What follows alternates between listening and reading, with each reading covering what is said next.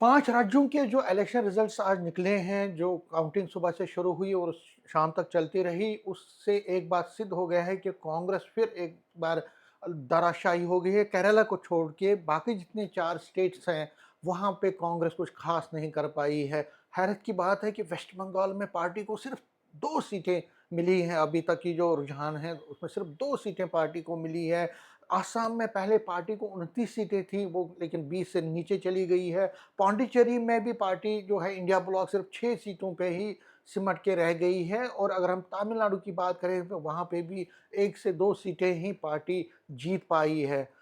ये अपने आप में उजागर करता है, जो मैंने कहा कि सिर्फ केरला एक ऐसी राहत जो है खबर लेकर आई है कांग्रेस को और कांग्रेस वहाँ पे 100 के आंकड़े के आसपास दिख रही है और अपनी सरकार वहाँ पे बना सकती है, बना रही है एक्चुअली। तो कांग्रेस के लिए सिर्फ एक अच्छी खबर केरला से है, लेकिन बाकी जो 4 स्टेट्स हैं वहाँ पे पार्टी कुछ भी खास नहीं कर पाई है। उसका वोट परसेंटेज भी गिरा है और उसके साथ-साथ सीटें भी बहुत कम हो गई है। सवाल फिर एक बार पार्टी की लीडरशिप पर है, सवाल फिर एक बार राहुल गांधी की लीडरशिप की कैपेबिलिटीज़ पर उठ रही हैं और कांग्रेस के लोग भी अब दबे ज़बान ये मानते हैं कि राहुल गांधी जो है वो अपनी जो परफ़ॉर्मेंस है उसको इम्प्रूव करने में नाकाम रहे हैं। उनकी लीडरशिप में लगातार पार्टी हार ही रही है और अगर हम पिछले कई सालों से जब से राहुल गांधी राजनीति में आए और पार्टी के बड़ा चेहरा बने हैं, तब से 99 बार पार्टी जो है वो चुनाव हारी है, जिसमें लोकसभा के जो इलेक्शंस हुए 2014 में, 2019 में और 2024 में, ये भी मिलाया जाए और जितने भी स्टेटों में अभी तक इलेक्शंस हुए हैं लगातार असेंबली इलेक्शंस, उसमें 99 बार जो है राहुल गांधी की रहनुमाई में पार्टी जो है चुनाव हारी है, जिसमें स्टेट्स की भी मैं बात कर रहा हूँ, लोकसभा की कुल मिला के अगर हम बात करें। और यही वजह है कि अगर हम आज की बात करें तो 22 जगहों पे आज एनडीए की सरकार है। 17 स्टेटें ऐसी हैं जहां बीजेपी का अपना सीएम है और बाकी जो स्टेट्स हैं वहां पे एनडीए रूल जो है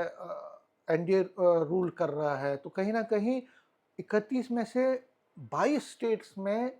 एनडीए रूल कर रहा है, जिसमें 17 जो हैं बीजेपी लेड गवर्नमेंट्स हैं। तो कहीं न कहीं ये अपने आप में दर्शाता है कि कितना पावरफुल जो है जो बीजेपी बनी है इन सालों में और ये कहा जाता है कि राहुल गांधी की जो लीडरशिप है उस पे हालाँकि बहुत सवालिया निशान पहले से ही लग रहा है, लेकिन अब जो दोबारा से रिज़ल्ट्स आज निकले हैं उससे फिर सिद्ध होता है कि राहुल गांधी अपनी जो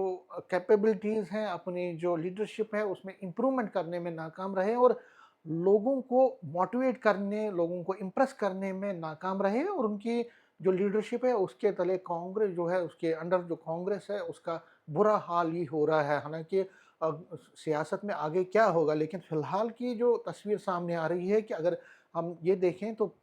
पूरे इंडिया में अब नॉर्थ से लेकर ईस्ट, ईस्ट से लेकर वेस्ट, वेस्ट से लेकर हर जगह पे अब बीजेपी अपना परचम लहरा रही है और बीजेपी के नेता भी ये कहते हैं कि उनके लिए उनका सबसे बड़ा सपोर्ट सिस्टम राहुल गांधी है, क्योंकि राहुल गांधी जहाँ-जहाँ जाते हैं, रैलीज़ करते हैं, वहाँ बीजेपी ज़रूर जीतती है। तो राहुल गांधी के लिए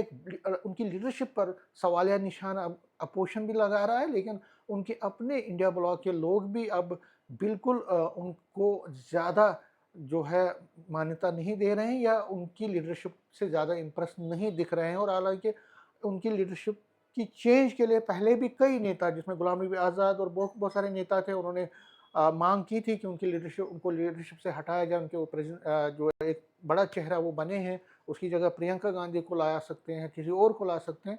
लेकिन राहुल गांधी अभी भी बड़ा चेहरा है कांग्रेस का, लेकिन उस चेहरे का कांग्रेस को कोई फ़ायदा नहीं होता और अगर हम बीजेपी की बात करें तो लगातार बीजेपी जो है वो आगे बढ़ रही है और हर जगह पे उसका जो दबदबा बढ़ रहा है। जिस तरह मैंने कहा, हिंदुस्तान के हर एक जगह पे अब बीजेपी और उनकी अलाई पार्टीज़ के गवर्नमेंट ज़्यादातर जगहों पे है, जो कि कहीं न कहीं कांग्रेस के लिए एक चिंता का विषय है, उनके लिए कंसर्न का विषय है और आगे चल के अगर ऐसे हालात रहे, तो जो बीजेपी ये कहती है कि अपोज़िशन